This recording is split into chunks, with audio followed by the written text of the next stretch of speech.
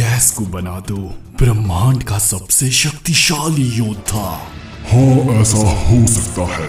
अगर गैस के हजारों सालों के लाइफ स्पैन में से कुछ 100 साल ले लिए जाएं, तब वो यूनिवर्स का सबसे स्ट्रॉन्गेस्ट वॉरियर बन सकता है।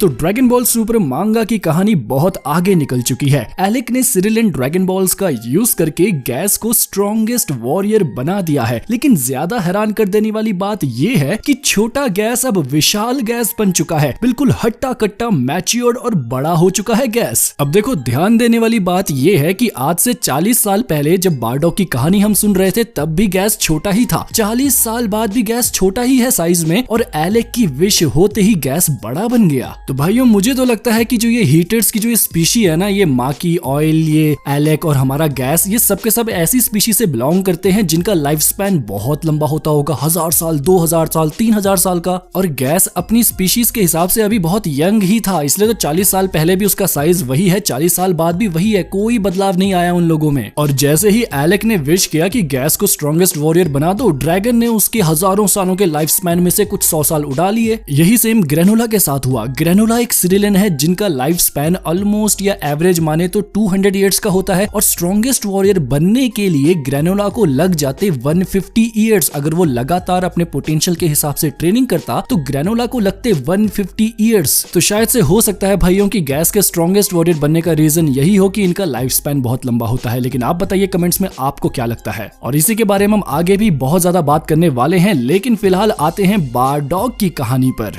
बारडॉग की कहानी के बारे में हमको पता चला कि ग्रेनोला को 40 साल पहले बचाने वाला शख्स और कोई नहीं बल्कि खुद बारडॉग ही था। और यही बात मैंने अपने मेन चैनल के थ्योरी वीडियो में भी कही थी कि अगर ग्रेनोला पर बारडॉग ने एप फॉर्म में हमला किया था, वो छत तोड़कर, जब ग्रेनोला को याद आता है सपने में कि एक एप मेरे पीछे पड़ा है, एक सयन मेरे पीछे पड़ा है, उसने छत तोड़ दी, ऊपर से मुझे देख रहा है, तो इन सब में आखिर ग्रेनोला की जान बच कैसे गई? आखिर बारडॉग ने मारा क्यों नहीं उसे तब? इसका सिंपल आंसर यही था कि बारडॉग ने ग्रेनोला की जान बख्शी होगी, और वही हुआ। साथ ही साथ मैंने ये भी थ्योरी दी थी कि डीबीएस ब्रॉली मूवी में बारडॉग जब अपने घर प्लैनेट वेजिटा लौटता है तब वो थोड़ा इमोशनल सा था, और कैकरॉट की जान बचाने के लिए काफी ज्यादा सीरियस भी था। और यही बात जीन को भी काफी अजीब लगी थी कि तुम एक सयन होते हुए अपने बेटे के बारे में इतना सोच रहे हो, जो कि बहुत अनयूजुअल है। अगर आपको भी डीबीएस ब्रॉली मूवी का ये वाला सीन याद होगा तो कहीं ना कहीं आपको भी लगेगा कि यार यहाँ पे बारडॉग थोड़ा परेशान सा है। वो कैकरॉट की जान को बचाने के लिए जीन से कुछ इस तरीके से बिहेव कर रहा था जैसे कि उसने कुछ देखा हो, जैसे कि किसी पेरेंट्स को किसी बच्चे को खोते हुए देखा हो, किसी प्लेनेट की तबाही को देखा हो। सो मेरा कहना यह है भाइयों कि डीबीएस ब्रॉली मूवी में बारडॉग प्लेनेट सीरियल से ही लौट रहा है, या फिर हाल ही में वो प्लेनेट सीरियल गया था जहां पर उसने गैस को भी हराया और मोनाइटो और ग्रेनोला को बचाया था। और वहीं पर बारडॉग को पता चला कि फ्रीजा किसी का सगा नहीं है, फ्रीजा सबको मार देगा और एक दिन सयंस का भी प्लेनेट तबाह कर देगा। अब देखते हैं अकीरा तोरियामा कैसे इस प्लॉट को हम सबके सामने रखते हैं। बट फिलहाल मेन सवाल ये है कि आखिर गैस स्ट्रॉन्गेस्ट वॉरियर कैसे बन गया, और क्या सच में गैस गोकू, वेजिटा और ग्रेनोला को सरपास कर चुका है? सबसे पहले गोकू और वेजिटा में से ही कोई स्ट्रॉन्गेस्ट वॉरियर रहा होगा, फिर ग्रेनोला बन गया स्ट्रॉन्गेस्ट वॉरियर क्योंकि उसने अपने 150 साल कुर्बान किए, और अब वो गोकू और वेजिटा से एक लेवल ऊपर आ गया। और अब फिर से एलेक ने कोई विश मांगी और गैस स्ट्रॉन्गेस्ट वॉरियर बन गया, यानी अब गैस ग्रेनोला से भी ऊपर है। अब ऐसी क्या विश मांगी होगी एलेक ने जिससे गैस सबसे स्ट्रॉन्गेस्ट बन गया? इसके दो वेज हो सकते हैं। एक तो सिंपल वे वही है जिसके बारे में मैंने शुरुआत में बात की, जिस तरीके से ग्रेनोला स्ट्रॉन्गेस्ट वॉरियर बना, मे बी गैस भी उसी तरीके से स्ट्रॉन्गेस्ट वॉरियर बना होगा कि अपनी लाइफ स्पैन का कुछ हिस्सा जो है वो कुर्बान कर दे और ताकतवर बन जाए। और दूसरा वे हो सकता है कोई सीक्रेट वे जिसके बारे में हमको कोई आइडिया नहीं है। अब जो सिंपल वे है उसमें सबसे बड़ी कंडीशन ये है कि गैस का एक्चुअल लाइफ स्पैन कितना है। अब देखो, यहाँ पर मैं एक एग्जांपल देता हूँ, इसको ध्यान से सुनना। सपोज करो क्रिलियन जो कि एक ह्यूमन है, वो भी ड्रैगन से यही विश करता है कि मुझे यूनिवर्स का सबसे स्ट्रॉन्गेस्ट वॉरियर बना दो। अब देखो, ह्यूमन का लाइफ स्पैन कितना होता है? एवरेज 100 साल का, मैक्सिमम टू मैक्सिमम 120 साल तक ही जिएगा एक ह्यूमन। हाँ, मास्टर रोशी थोड़े एक्सेप्शन है, उनको साइड में रखते हैं। तो जब क्रिलियन ड्रैगन से ये विश करेगा तो ड्रैगन साफ मना कर देगा, क्योंकि क्रिलियन जैसे बंदे को अगर अपने वो पूरे पोटेंशियल से ट्रेन करता रहेगा तो उसको कम से कम 200, 300, 400 साल लग जाएंगे ट्रेन होते होते to become the strongest warrior, जो कि उसका लाइफ स्पैन है ही नहीं। उससे पहले ही क्रिलिन मर जाएगा, तो क्रिलिन की विश जो है ये पूरी नहीं हो सकती। ग्रेनोला लकी था कि वो एक सिरिलियन है और उसका लाइफ स्पैन 200 था और उसे ताकतवर बनने के लिए सिर्फ 150 ईयर्स की ट्रेनिंग चाहिए थी। और ग्रेनोला की करंट एज कुछ 46-47 ईयर्स होगी और अब जो ग्रेनोला के पास टोटल जीने के दिन बचे हैं वो है 3 ही साल। अगर सिरिलियंस का लाइफ स्पैन 300 ईयर्स होता तो आज ग्रेनोला के पास 103 ईयर्स होते to be the strongest warrior. और अब देखना बाकी ये है कि गैस के पास कितना टाइम बचा है जिंदा रहने के लिए, क्या वो बहुत कम है या फिर बहुत ज्यादा है। मेरे पास कोई पक्का प्रूफ तो है नहीं कि गैस का जो लाइफ स्पैन है वो बहुत लंबा है, लेकिन कुछ पॉइंट्स हैं ऐसे जो इस तरफ इशारा करते हैं। जैसे कि पहला मैंने बताया, गैस 40 साल पहले भी छोटा है, 40 साल बाद भी छोटा ही था और मे बी 100 साल बाद भी वो छोटा ही रहता और कुछ 1000 साल जाने के बाद वो थोड़ा सा बड़ा होता, फिर कुछ और 1000 साल के बाद थोड़ा सा और बड़ा होता। और ड्रैगन ने क्या किया, एक ही बार में गैस को उतना बड़ा बना दिया जितने में वो सबसे स्ट्रॉन्गेस्ट बन सकता था। और ये तो कंफर्म अकीरा तोरियामा सर ही कर सकते हैं जब हमें पता चलेगा कि इन हीटर्स की जो स्पीशीज है इनका लाइफ स्पैन कितना होता है। एक और पॉइंट जो कि इन हीटर्स के लंबे लाइफ स्पैन की ओर इशारा करती है वो ये है कि एलेक ने 40 साल पहले कहा था कि हमें बिल्कुल बहुत ध्यान से काम लेना होगा और एक दिन हमारा टाइम आएगा,